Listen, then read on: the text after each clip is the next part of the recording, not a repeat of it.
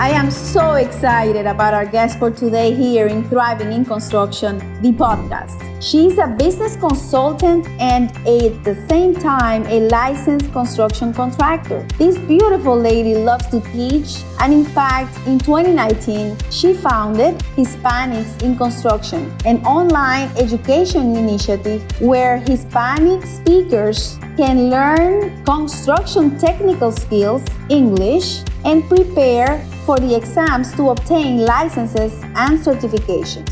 There is so much to talk about her background, but I'll leave it up to her to share it with us. Please help me in welcoming Miss Edith Yanez, business consultant and founder of Latinas in Construction and Hispanics in Construction.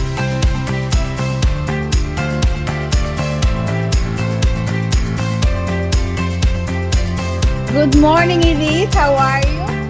Good morning. Thank you for the invitation.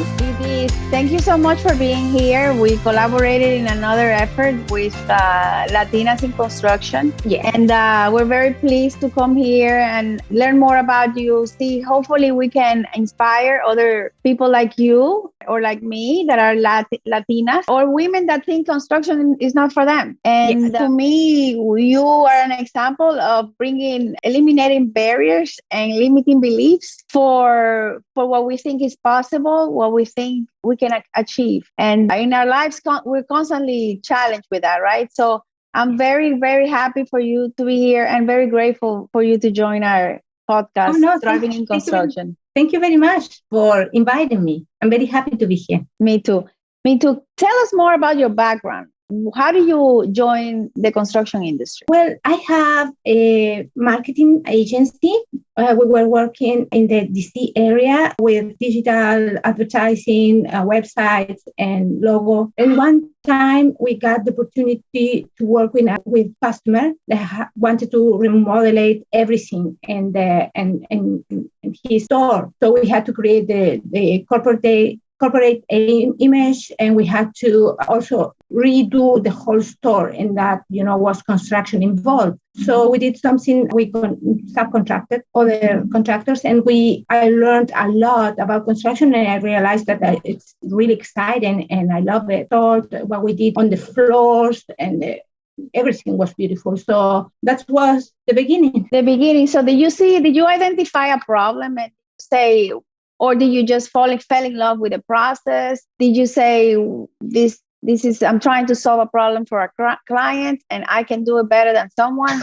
What went through your mind? We were trying to create the corporate image of this customer, and I loved the final result. I loved that we were able to transform this place from something very ugly to something really beautiful.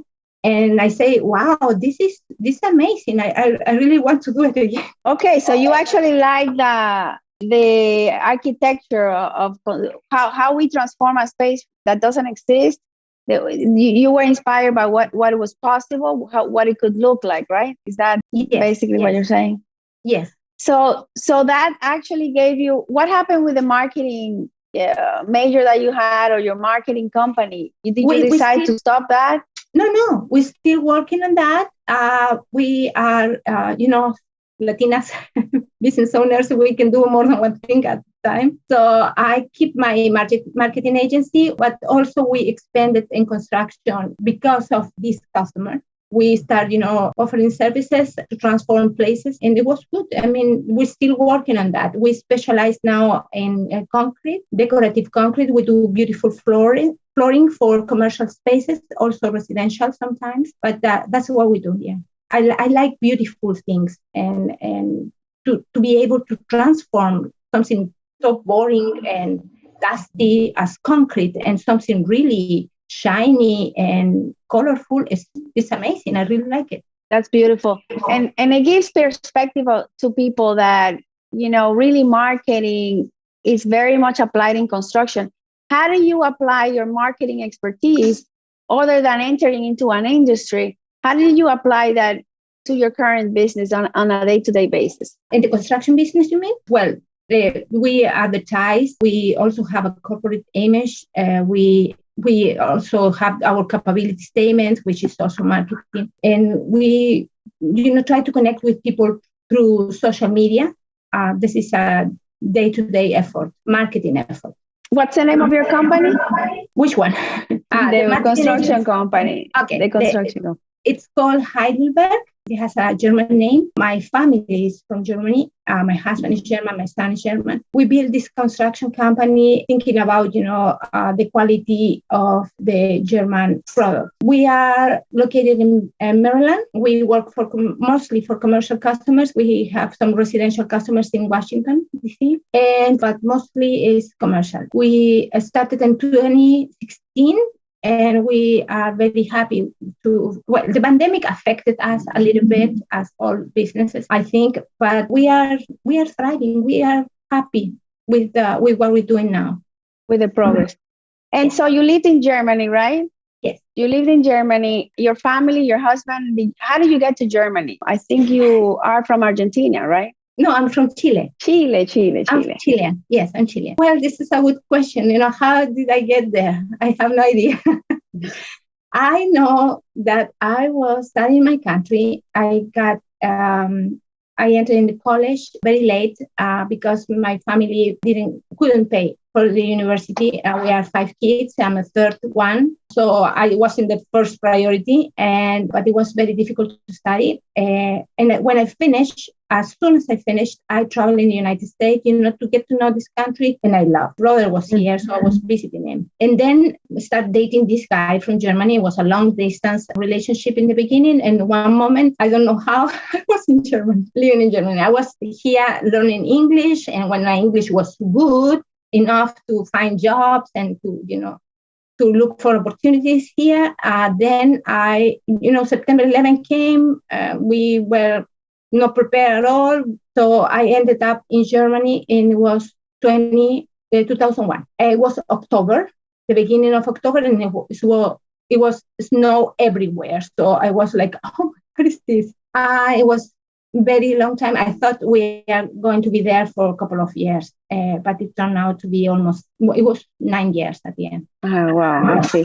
And I guess the quality of the construction product impacted you in such a way that when you came here, you tried to do the same, like when you had the opportunity. Yes. So I want to ask you, tell me more about Latinas in Construction. What inspired you to start that? I believe that Latinas are very reliable, responsible, hard worker people. And really, we suffered a lot because of the pandemic. Many, restaurants closed, childcare, places where Latinas work, they were closed. Cleaning service. So talking to a friend, and we were thinking about ways to do more for them to get in the construction, because the construction, many places didn't stop. It was considered essential work, right. So it didn't stop. So we were thinking about, and at that time I already was working with Hispanics in construction, which is another initiative I had, which is for everyone.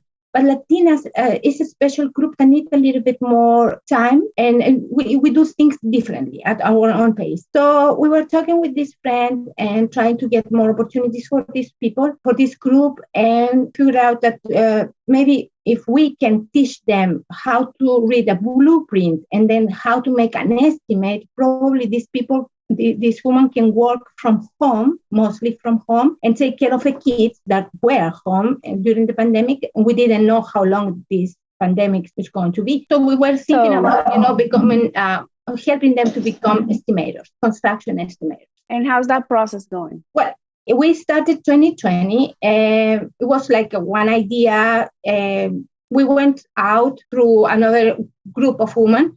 And we say, okay, look, we have some scholarship for people that want to learn blueprints, for women that want to learn blueprints, reading, and also to make an estimate and try to find their way in the construction. We are going to help you to connect with subcontract. It was incredible. I mean, the response from the people, from women, registering and saying, oh, I want this, I want to participate, I'm really motivated. And we had like 10 scholarships, and it was like a overwhelming response. And it was like, oh my goodness, how are we going to handle this? So we tried to adapt and try, to get more scholarship for them, and continue with the process. But Now we are going, teaching them many other things like interior decoration, like 3D design or 3D for landscape. And we have a lot of women working in landscape, and they want to manage the offices better, to sell their products better. And we are very happy to help them. That's awesome.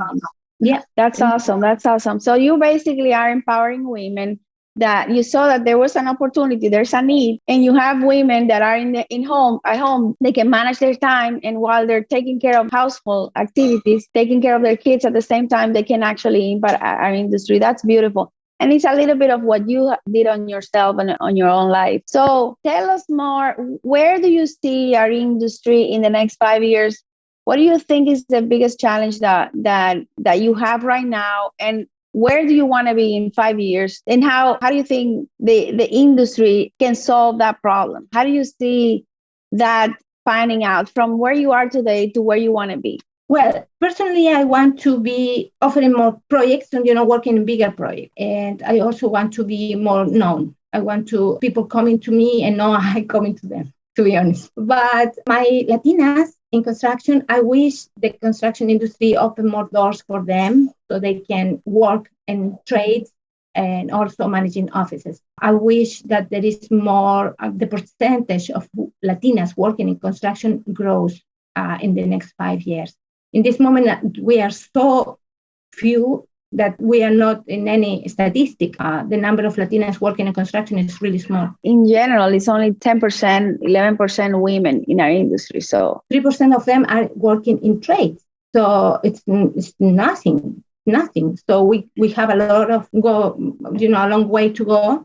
But what's the obstacle that you see? What's the obstacle, the biggest obstacle that you see that we have to overcome?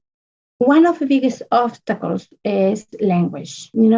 I have, because of this Latinas in Construction group, we start also helping teaching them English. And we have something called the English Marathon on Saturdays, in which we open Zoom and everyone knows what the level they have, so they enter in Zoom, in different times. And we teach English nonstop all afternoon. And this, for them, is a possibility to learn and to really overcome the main barrier they have. It's incredible. I posted on Facebook one day and say, I'm going to be teaching English on Saturdays, just register.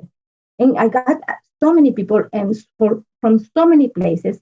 I have students now in Bolivia, in Peru, El Salvador, and Venezuela, and also in the Canary Islands in Spain. So because these people need, learn English to get a better job or to enter in the construction industry and work. But if we don't give them, English classes, and my classes are free. So, I try, to overcome all obstacles. Okay, if you don't have money, don't worry, it's free. You cannot drive a car or it's too far away from you, don't worry. It's, it's in Zoom. Zoom. Yeah. And then you don't have a time, don't worry. I, recorded this and you can see it in another time. I am, trying to be flexible. I, make a lot of videos every week. I have also a video on Mondays at 7:30 through another group of women, and we teach learning English for construction. The construction terms, the name of the people working in construction, inspectors, supervisors, all that. And many men and women are entering in these programs, to learn English, because if we don't solve that problem, then how are we going to solve other problems? So English, I agree with you. Barrier. It's the biggest barrier. I agree with you. And people have time issues, time limitations, but I agree with you. English is a barrier because I don't know how much more can we do. And I'm sure, I don't know if we can bring in English teachers to this mission, but I think that you're hitting in the head.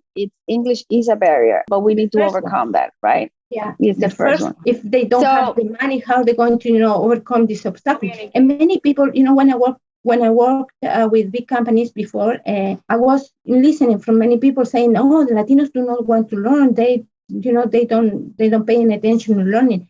And I say, really? Because in the classrooms, I've been doing classes for like 10 years already, and And I see, a lot of people coming and making a lot of sacrifice to learn something. And I don't have the same impression that they don't want to learn. I think they want to learn, actually. I agree with you. And people come here, people immigrate to this country most likely to make a difference to themselves, their families, and even families that they leave behind in their country. So they're very eager to overcome the challenges they have. And the idea of bringing a solution to the biggest obstacle to their own home, it's brilliant. And I really commend you for that, for thinking outside of your, getting outside of your comfort zone and doing what you can, what you see that you can handle to make a difference and to help other people. And I'm sure that's going to be something that you will see your vision come to fruition. And talking about vision, what's the vision you have? How do you see it? What's your dream? What inspires you to do this? What juices you? What's the energy what gives you that energy? What's the gasoline where's that vision?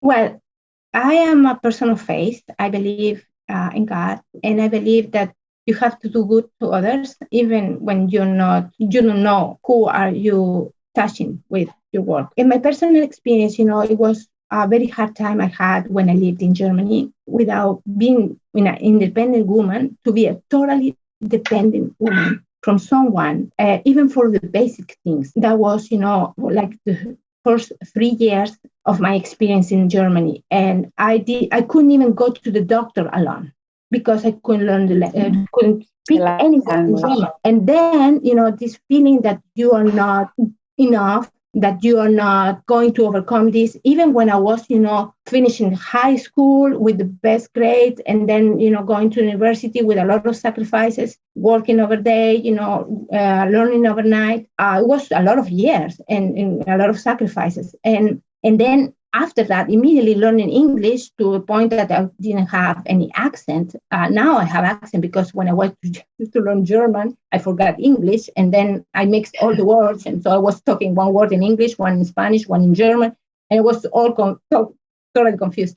But, that experience to feel like a half of a person because I couldn't speak, because I couldn't defend myself. I couldn't ask for something.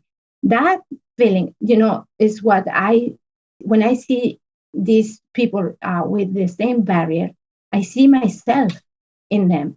I see that how are they going to make it without learning the basic thing, speaking, understanding, get, instructions or whatever. How are they going to make it? So that's what, when I see them, I see myself 20 years ago, in a very difficult situation with no light at the end of a tunnel. And that's, when I got in this classroom every Saturday. And that's very nice. Very inspiring. A lot of times we all go through challenges and that the challenges transform us also. So I know it's going to happen. And God gave you also the construction industry because you're right. It can give opportunities to a lot of people. We're totally in agreement with that. It's a teachable industry and there's so many aspects of it that you can become an expert at one area of construction, one thing, blueprint, estimating, even the marketing. And you can have a very, very nice, fulfilled life. So tell me more about your effort right now, as far as if you had one thing that you could change or that you can, or one ask, what considering people speak English, what would be the next thing that you would want to change or bring into your area of control so that you can make more impact, even help more people? I would like to know, or I would like to have more trainings, especially for women, but like, carpentry, painting or drywall installation. So if a company can help us to do that, to build like a place where we can get this woman, and train them, that will be probably the biggest impact in the Latinas group, but also other groups of women looking for opportunities to work in the construction. If you don't give them the tools, how are they going to make any contributions? So if we... I agree.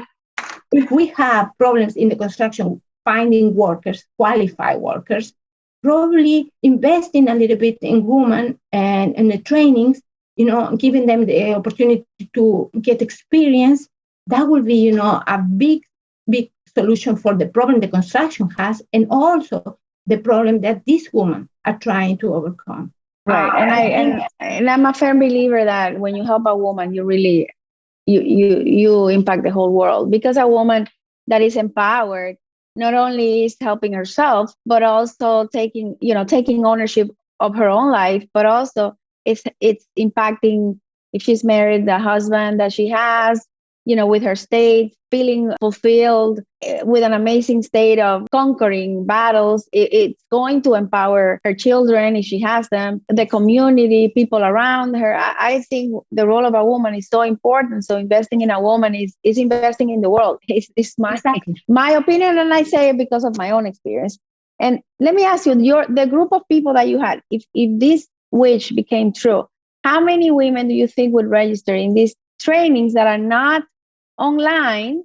They are physical in a place that they have to actually leave their day-to-day, leave their children, get out of their houses, and come into this space to learn carpentry or a trade. What do you think? How many people do you think from the circle of network that you have would right away could you inspire to get there? Well, we have to think about the logistic of this. We have to think about how they're going to get there. Many people do not, are going to be from far away, But we have to think about a little bit the logistics. But I think we can get thousands and thousands and thousands. It's the only area where we know, because, you post something online, we are going to do this, we're going to be learning this, and you have to see the desire of these people, they really want to do something out of their lives. So if we think about the logistics, we can make a lot of impact, a big impact. And this is because, as you know, we also created a foundation. It's called Lunacom Foundation, precisely to solve the workforce development issue. And I agree with you. A lot of the hesitation is the logistics. What you call the logistics, I call primary needs people have. The people that we're trying to serve are people that sometimes they don't know exactly what they're going to eat. They have more survival needs, like, issues with transportation, issues with I have to prepare food for my kids. What am I going to eat? So all this stuff. At what time I'm going to come back home? I'm going to be home when my kids are back. These kind of things. If we think about that, we are going to have a big impact. So let me ask you something else. What 3 locations from what you know in the United States would we, if everything is solved, let's say we join forces together, and I know God is behind all of this, because your dream is my dream, and we find enough people to have the same dream. What do you think, what 3 locations do you think we will get these thousands of people into this facility, provided we solve those primary issues that they have that impede them to go?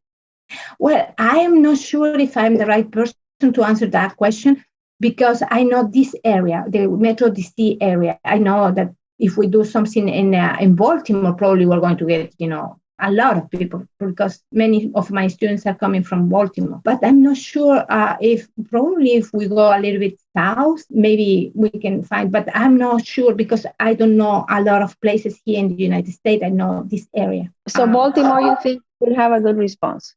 Maryland, and probably going a little bit in south here in Virginia, maybe Manassas, something like this. But this is local. I am not the person to answer for Texas or Florida. I don't know anything about it. Well, definitely Miami, definitely our area is so Hispanic. It's incredible. Yeah. Sometimes here you don't have to speak English to communicate. And that's actually, not so much of a good thing, because people make that it's more comfortable, and they don't necessarily see the need to have to grow. Even in New York, there's a lot of people that are there, and they have been here for 20 years and they don't speak English. So, but you're right to change your life. This is an industry that can give you make an economic impact in your life and the life of the people that you love. So I agree with you. We need to find a solution for this together. Mm-hmm.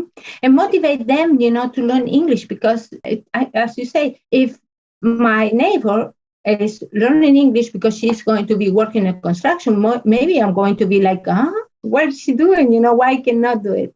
I agree.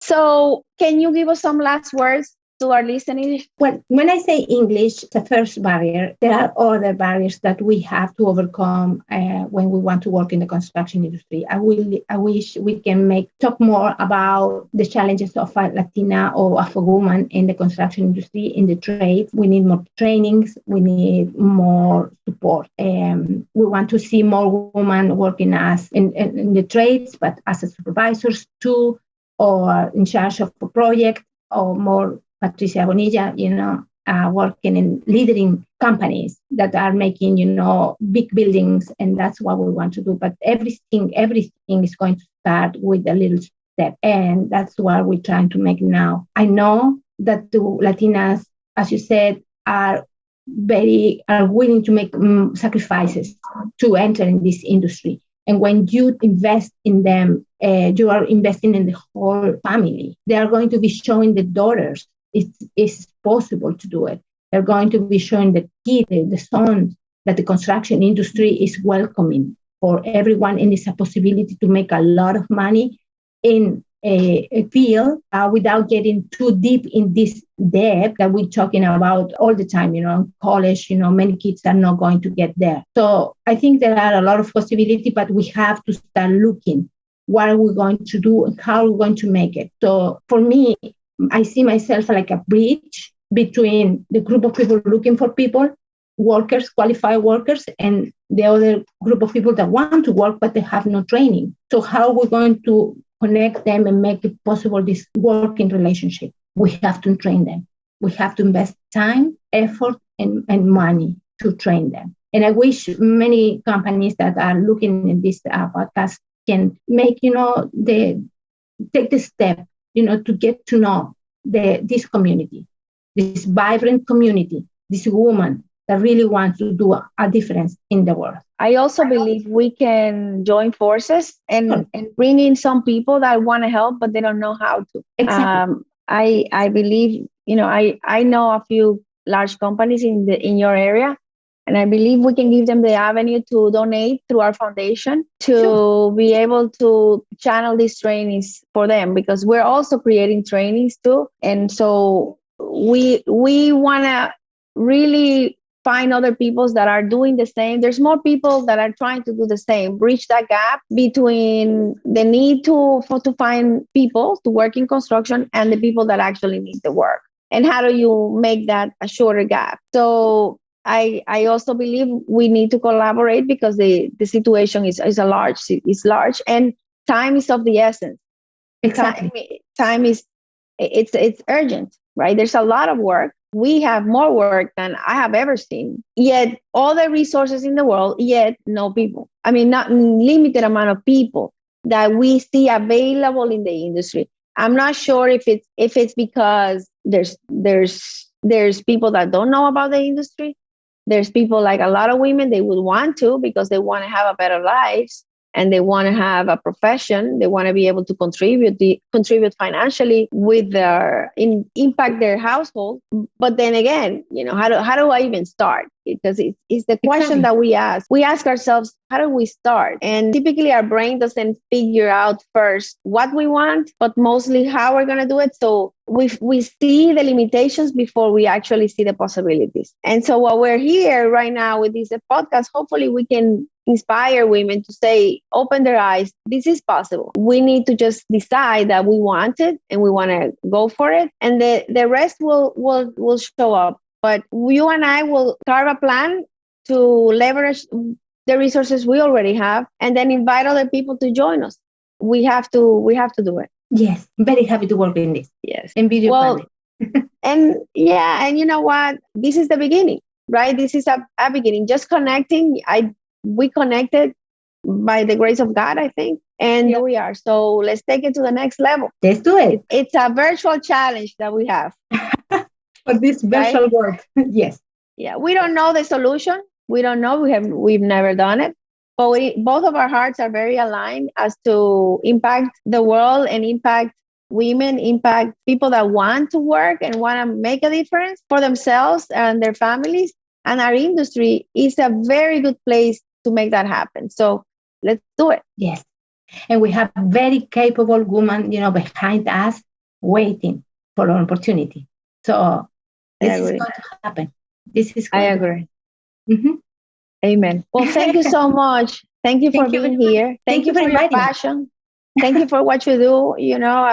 I get inspired every time I talk to you also. It is very rewarding because, there's two ways to live life. You live life in a state of suffering or in a state of no suffering, like Tripita G says. And think about this, when we're suffering, it's because we're thinking about us. Suffering only comes when we think about ourselves. But when you're thinking about someone else's needs, when your focus is more, how do I help other people? How do I serve? How do I serve more people? How do I impact more people? Suffering already disappears because just the thought of focusing on someone, making somebody else's life, gifting somebody, sharing, because sharing is caring, makes a huge difference. So we'll talk more later, but I'm very grateful for your presence here and for your presence in this world. Thank you, Edith. Thank you very much. Thank you very much for inviting me. God bless you. You too. Thank you for listening to Thriving in Construction, the podcast with Patricia Bonilla. If you enjoyed this episode and you would like to help support the podcast, please share it with others and leave a rating or review on Apple Podcasts, Spotify, or wherever you get your podcast. If you have any suggestions or any related topics you would like us to tackle in our future episodes, feel free to reach Patricia by sending her a message through the website anchor.fm/thrivinginconstruction or find her on LinkedIn. Thanks again, and we'll see you next week here in Thriving in Construction, the podcast.